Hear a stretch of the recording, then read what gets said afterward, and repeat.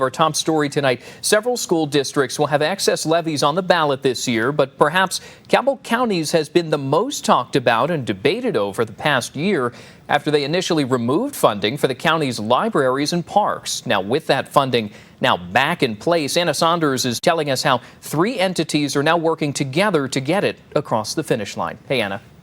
Daniel, that's right. Cabell County voters sent a message in the primary that they would not vote for an excess school levy without the parks and library funding.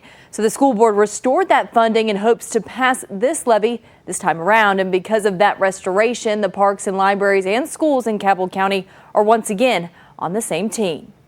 Signs across Cabell County that once urged a no vote on the school excess levy now say yes. And that's because, unlike the primary, the levy this time around will have funding for not just the schools, but also the Cabell County Library and the greater Huntington Parks and Recreation District. It's much more helpful working together than working in an opposition. This issue goes back to last fall when the Cabell Board of Education, citing low funding and enrollment, voted to end funds this time around for parks and rec and significantly cut the library's share.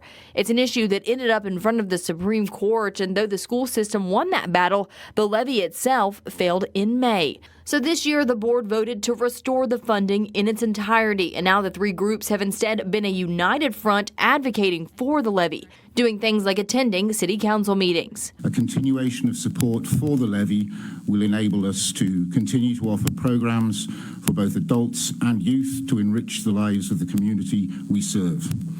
It's a $30 million levy call with $1.8 million for the library and more than $500,000 for parks. And for the schools, it goes to things like safety, athletics, and salaries. So all service non-professional staff get a salary supplement above the state pay scale.